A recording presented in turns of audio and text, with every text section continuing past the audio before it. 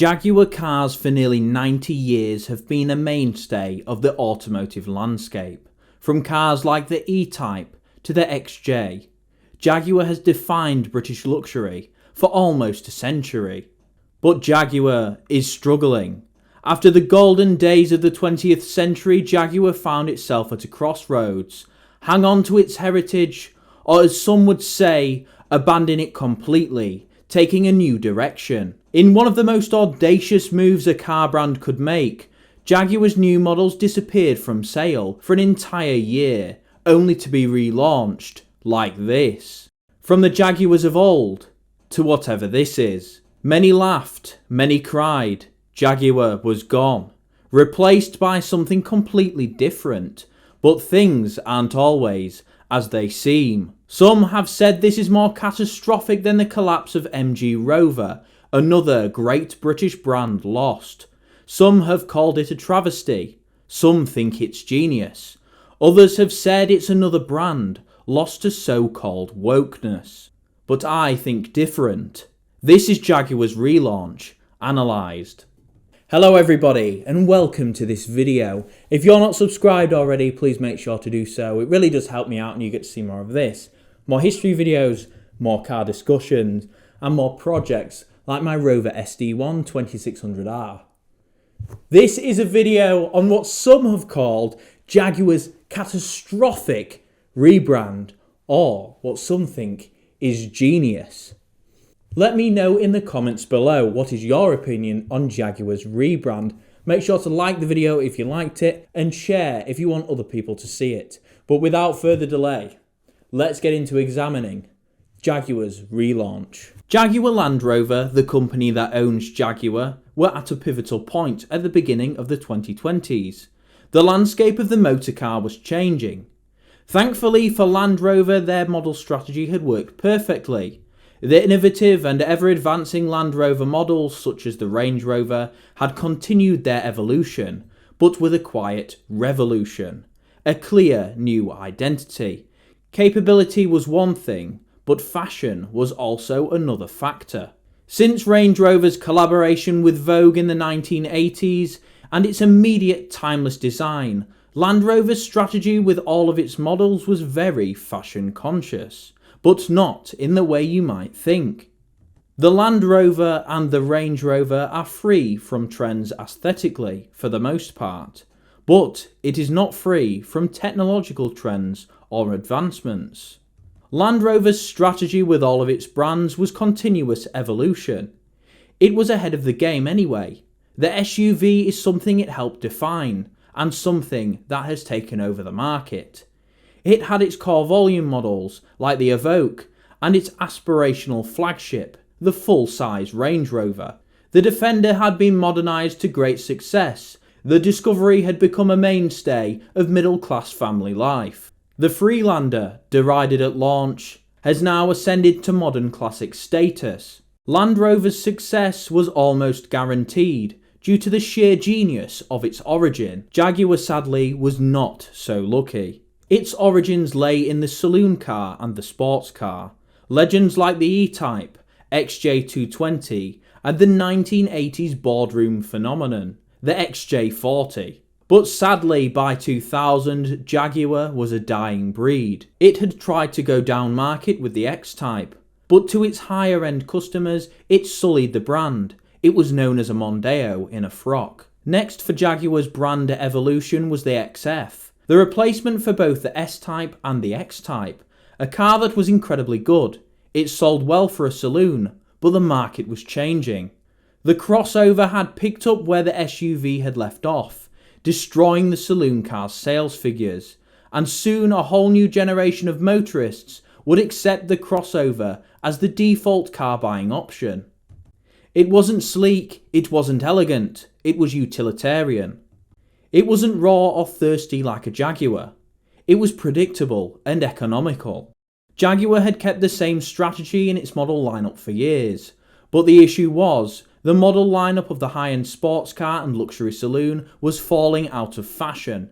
Jaguar needed to appeal to its core base, as well as attract new customers. It launched the XE in 2015, another go at a cheaper Jag. This sold relatively well, a lukewarm reception from consumers, but it helped Jaguar transition to another car using the same platform. It created the F-Pace. But the F-Pace wasn't a Jaguar to its core customer base, but it did attract new customers.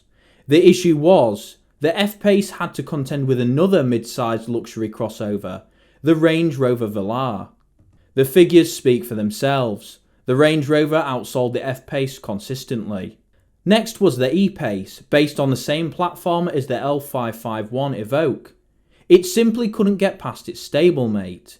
The E-Pace in 2023 would sell 21,000 units. The Evoque would double that, and then some, with 47,000 units sold. Jaguar Land Rover were gradually eating themselves. If the Evoque and Velar made by the same company outsold the F and E-Pace, what was the point in making them?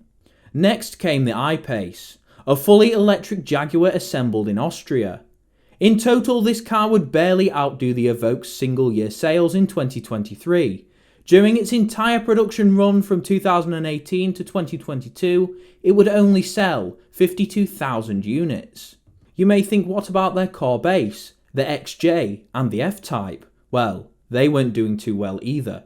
By this point, no matter what, Jaguar, to the public at least, looked to be a dying breed. A big cat once proud, now castrated by the apparent EV revolution. The EV revolution and the race to the crossover had devolved Jaguar into just a quirky alternative to the lower-end Range Rover models. The Jaguar had become the house cat. Jaguar, to most, had truly lost its way. The two cars that used to define Jaguar had gone extinct. The XJ ended production in 2019. The F-Type would follow a few years later. But this was nothing compared to what would happen next. 2024 would bring another shock to the motoring world. Jaguar were to cease all new car sales in the UK in November.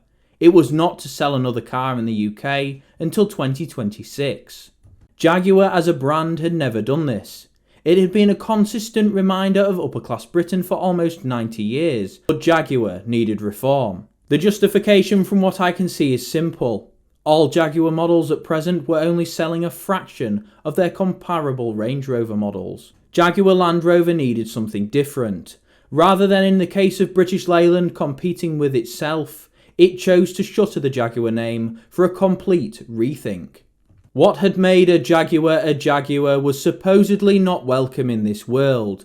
The car-buying public had their say. And with that, Jaguar fell silent. Until mid-November 2024, when Jaguar's brand relaunch went partially public. Spy shots would appear of the new Jaguar. What looks to be a saloon.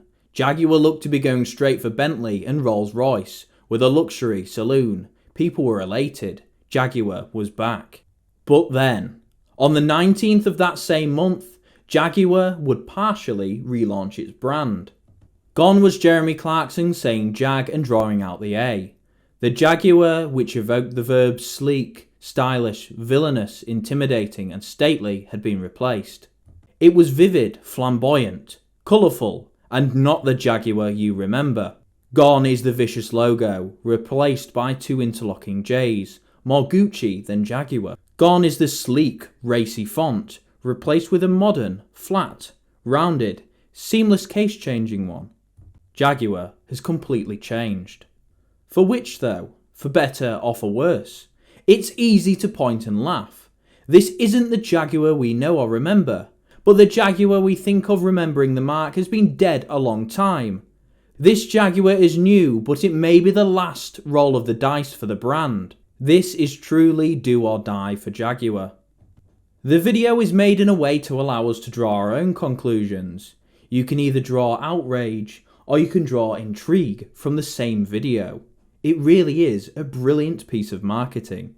Some would say Jaguar has gone from boardroom to ballroom, from Downing Street to Somerset House, from House of Commons to London Fashion Week.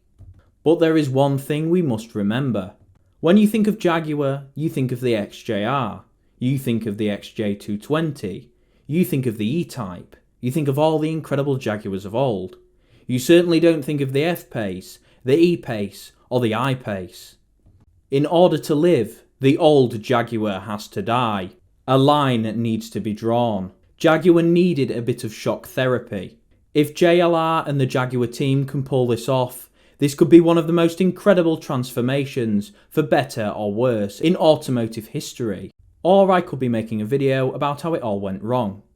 But this is all speculation, based on the information we have at present.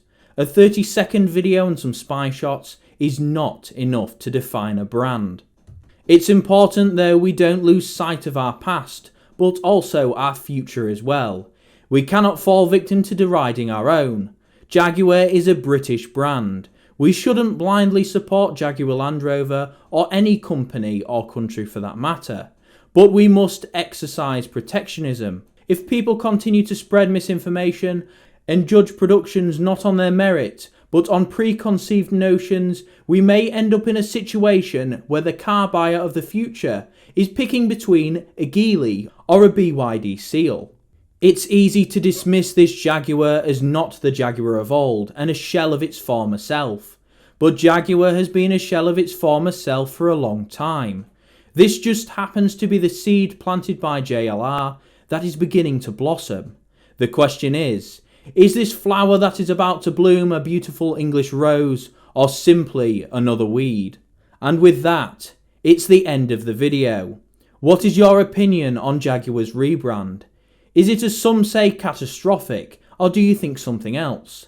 Let me know in the comments below. But as always, thank you for watching, keep watching, and remember to subscribe for more of this, and I'll see you in the next one.